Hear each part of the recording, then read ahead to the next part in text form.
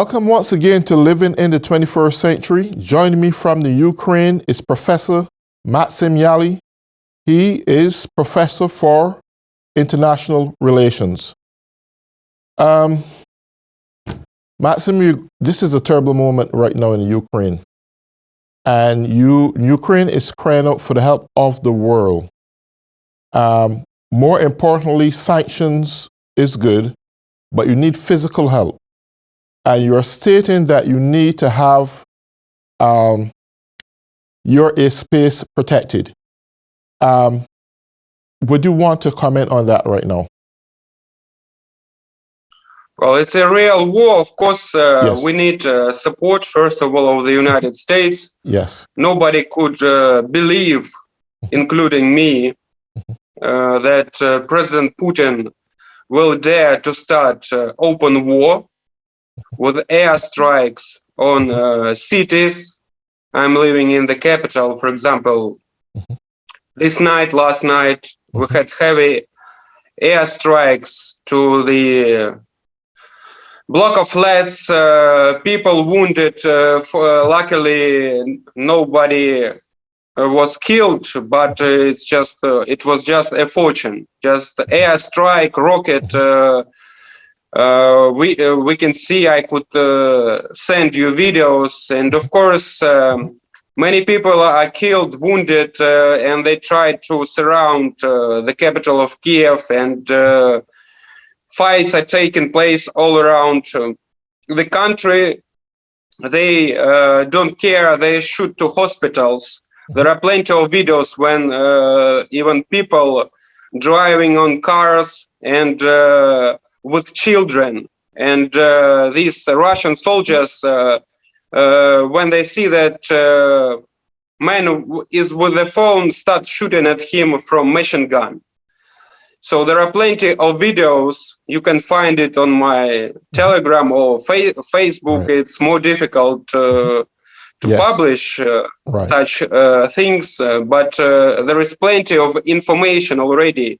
Videos of people who are injured, who are killed. For example, hospitals, they even shoot not even only to hospitals, but to cars which are taking wounded people or just civilians in the cities all around the southeast, north, from all over, from all the borders, because they're taking also waging war and started it not only from Russia but also from Belarus. You know, another dictator, Lukashenko, is his brother, and he helps him to do it.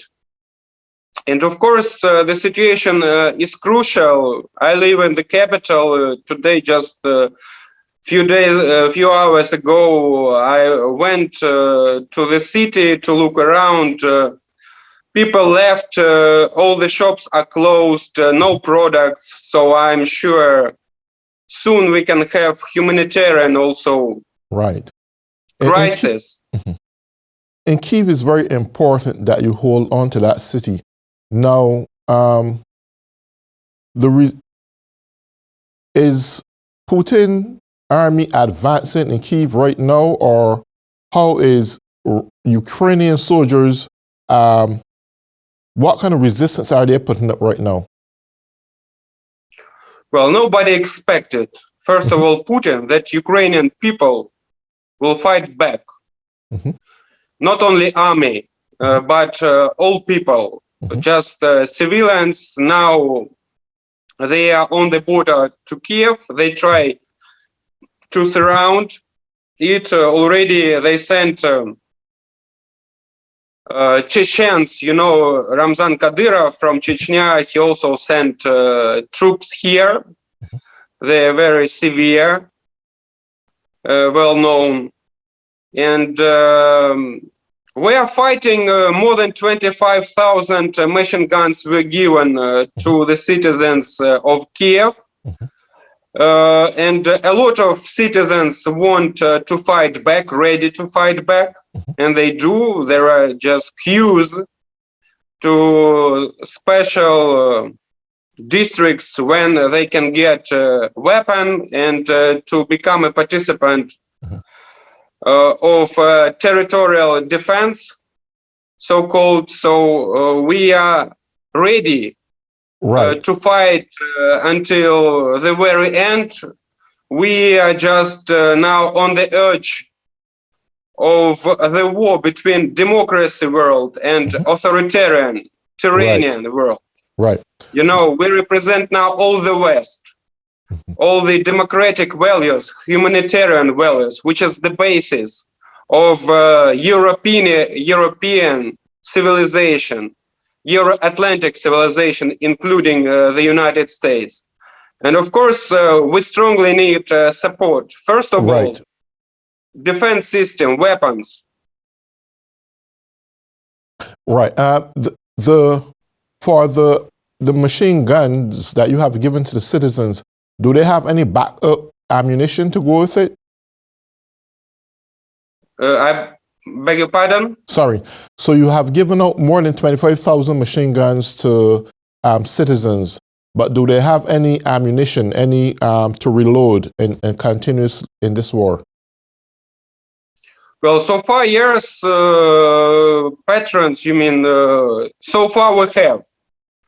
But of course, it is obvious already that if the Western countries, the United States first, will not stop, Putin will not put serious sanctions against this regime, including excluding Russia from the Secretary Council of the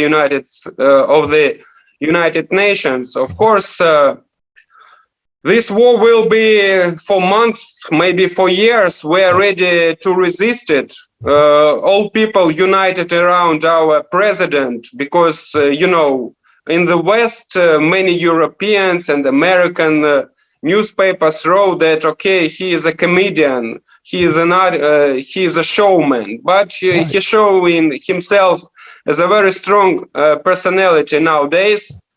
And people even who didn't like him, opposition, who were now surround around him and were with him, and we don't want to capitulate, and we're ready to fight until the end. We're ready to die. Is Russia in the cities, for example? I'm not a soldier. I didn't serve in army. So far, I'm organizing, working on informational front. But I'm ready when, if they get into the Kiev, I will also join territorial defense and will fight. There is no choice. There is no way to step back. You know, it's our land. Is Russia taking on any casualties right now? Yes, more than today in the morning, 3.5 thousand soldiers were killed already. It's officially. Many of them were captured. Many of them are very young, 20 years old boy, and it's a pity even, you know, for them.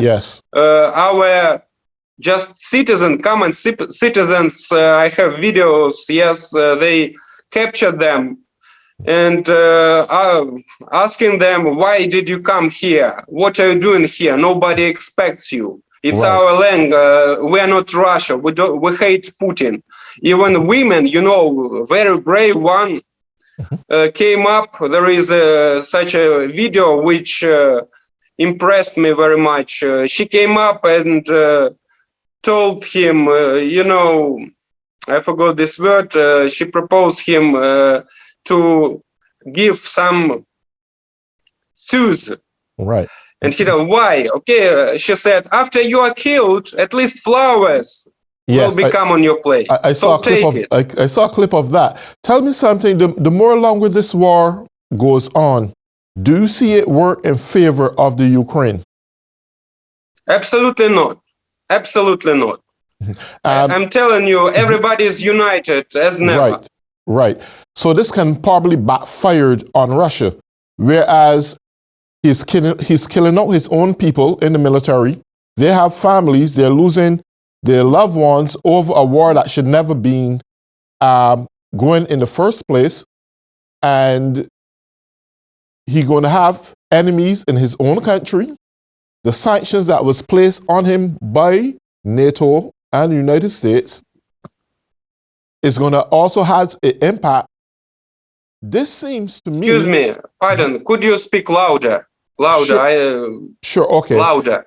Okay, sure. I said that this will backfire on Russia. He is killing out his own people in the military. They have families, and their families reject the war. Many Russians are stating today that this war should have never had happened in first place. And in the result of that, I think with the sanctions that were put in place by NATO and America, will have a long impact on Russia, not only its economy, but it's already taking effect in some way, maybe slower. This is something that you see playing out in the long run, that can happen in the long run? Well, you know, I have an experience of 3 years. Mm-hmm. I was participating on TV shows in Moscow. Yes. And I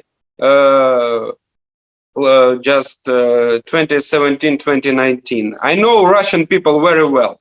Mm-hmm. And their propaganda is very strong. Mm-hmm. For last 8 years after the war started from capturing Crimea mm-hmm. and starting war in Donbass, they use very effectively propaganda. And many people still don't believe that Russia invaded. They still believe Putin. They love him, adore him, yes. And they want to kill us. That's the problem. You know, Putin, it's not just about person. He's a collective. He just expresses Russian people. Only about 15% you can watch public opinion polls are against the war. And the rest, more than 60%, support Putin and still believe that here neo-Nazism, as he says, yes, regime, but it's absolutely, it's not even funny. We were laughing from it because our President Zelensky is Jewish, you know. Yes. He is Russian speaking. He is from Russian speaking region.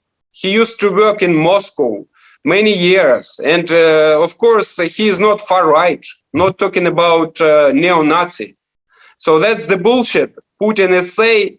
Of course, reasonable people who have critical, mind don't believe it. But unfortunately, for 20 years after Putin is in power, he made everything not to have any opposition.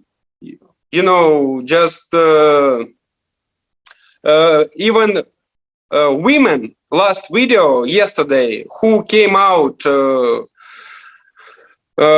say no to war with a baby in her arms, were captured by police very roughly.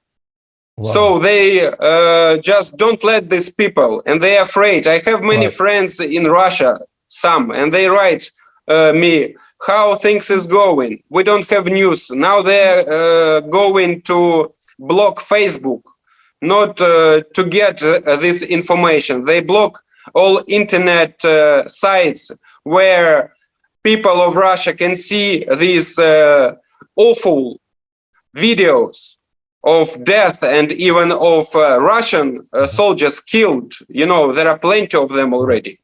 Our citizens are filming it. Yes. Awful, actually, of course, videos. We don't want to kill them. We are peaceful people. You know, Yes. we don't want war also, but we are ready to fight for us, for Absolutely. our independence, for freedom. That's Absolutely. the point. Yes, Ukraine has approximately 44 million people. And mathematically, I am thinking, how could you send 200,000 soldiers to a nation with 44 million people when probably a third of that nation is prepared to fight who you are sending? How do you expect to win? I believe the Ukraine is going to end up winning this battle. What's your input on this and a word of inspiration to the Ukrainians right now at this point? Well, you see, he didn't send yet all 200,000 people. Okay. And he doesn't call it war. Okay. What he wants to do, and he hopes, and his capital mistake, he thinks that people, common citizens, will greet Russian soldiers with flowers. They don't. They fight back, even women. Yes. And he now mostly strikes on military objects. Mm-hmm. I mean, airplanes, helicopters, but already they start shooting into civilians, as I told you, Right. hospitals including, and block of flats, as yesterday there was awful video. It was light in the morning because I was woken up last night at 3 a.m. by airstrikes, by sirens, and the sky was red. Right. And they start heavy airstrikes already on cities. And now already, just before we started our interview, because my windows are shut, because, you know, security measures. Right. It was just 10 minutes before we started interview. They started bombing again. Right. And now they're trying to get to the city. They try already yesterday, they struck into the electricity station. Mm-hmm. So they start already striking to civilian objects to block electricity. Mm-hmm. Luckily, so far, I have internet. But we are preparing, you know, that it will be disaster very soon. Because every minute, every hour, when the West is thinking whether to block off SWIFT or not, whether put sanctions on Putin or not, our people are dying, including children and women. And that's the problem. And the more you hesitate, I mean, leaders of the Western world, the more wounded will be, the more crisis will be. And that's why I ask you and everybody who is watching it to go out to the streets and to protest and to say the truth and to ask your president to impose very strict sanctions and the most important, at least, to give us our weapons for us to be able to fight also, not only for us, also for you, for the whole Western world, Western civilization, for the democracy. That's the war, tyrannism against democracy. That's the most important American people should understand, and American president as well. Can you itemize right now off your head the most pressing, urgent things you need that you would like the president of the United States to know, and those of the NATO alliance? What are the most pressing? We know you're getting humanitarian help, but there is some physical help in terms of even getting more ammunition, all this kind of stuff. What are the things urgently pressing that you need to have right now? Well, of course, we understand that NATO will not send troops, soldiers. It's okay. We knew about it because we are not a member of NATO, and President Biden has told it many times already. Okay, we understand it. But please, what is needed most of all now is air defense systems. Stingers, send us Stingers, Patriots, because Russia, we are very weak in this point. And we need to strike aircrafts, helicopters who are fighting, who are striking to not only to military objects, but to civilians. That's the most important. Right. This cross line is crossed already. And we are begging for air defense system. That's what we need most of all. Right. Not hospitals, not humanitarian aid. It's okay. Of course, it is needed. Yes. But most of all, air defense system, weapons to strike and aircrafts. Because this is the biggest danger. Yes. Ballistic missiles. You see, they are striking with ballistic missiles already, and also yes. to civilian objects. And just few kilometers from Kiev, they struck to airplane. Right. But it was heard here yes. so drastically, and of course they can miss. And if they get to civilians, it yes. will be catastrophe. And most of all, what you should know, and you should take care of. We have 15 atomic block stations. You know. Mm-hmm. Right. And I pretty well know Americans and Europeans. They knew about Ukraine also only for many years about Chernobyl tragedy. Mm-hmm. Yes. You know, in 1986, which took place, mm-hmm. and radiation, yes, explosion, and that's the problem. You should take care of yourself as well, because radiation yes. has no borders. That's a question I want to ask you. You were becoming a superpower in terms of being able to protect your own self with security. Why was you barred from NATO or becoming a member? What stopped that? Well, we didn't want to go to NATO. Right. We were neutral. We were a neutral country. We had neutral status in 2014. Yes. Mm-hmm. And most of people in Ukraine didn't mm-hmm. want to join NATO. Right. But after 2014, after they occupied Crimea and mm-hmm. started war in Donbass, yes. where 15,000 people already killed, mm-hmm. Ukrainian people start understanding that if we live with such a crazy neighbor who is ready to kill civilians, who wants to restore the empire, and Ukraine is the heart of it. Kiev, Rus, it all started. They even stole our history. We understood that to be protected, we need to be a part of NATO, because point 5, yes, if somebody attacks any country of NATO, then all countries are ready to join, to reject, to help.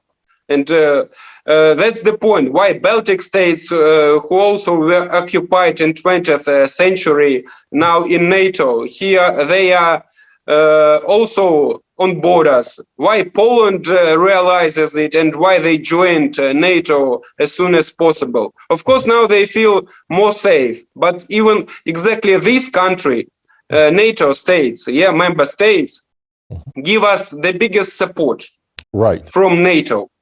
Already sending weapons because they understand that this war will not stop in Ukraine. They understand that after Ukraine there will be invasion to Poland, there will be invasion to Baltic states, and etc. The history. They know the history. In 1932, when Hitler wanted to occupy Sudets, a part of Czech Republic, the Prime Minister of Great Britain, Mr. Chamberlain, allowed him and said, okay, Hitler told him, yes, we'll get only this Sudets region where Germans live, and it will be over.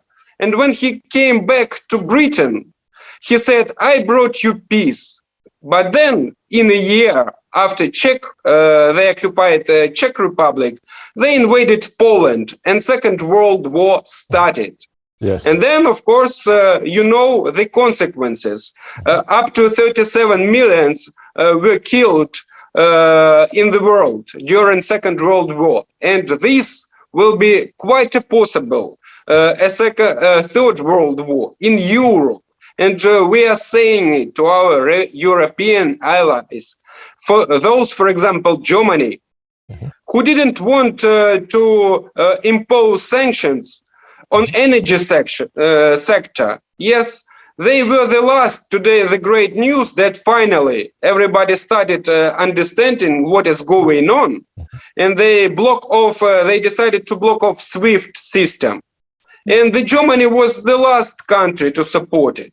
They were also, they bribe politicians in Europe to have our allies to block our even intentions to join NATO. We are not going to be in NATO. Mr. President Biden told it already. It's not a question of the nearest future. We understand it pretty well. And we would be happy to be neutral as we used to be for 30 years already. But if Russia didn't start invasion, we understand that this is the only chance. Otherwise, okay, we're ready to reject our intentions to join NATO, but give us guarantees that this war will stop and will never happen again. I want to state one very important thing, what Americans, most of Americans, don't remember. In 1994, we were number 3 superpower. We have number 3 in the world after USA.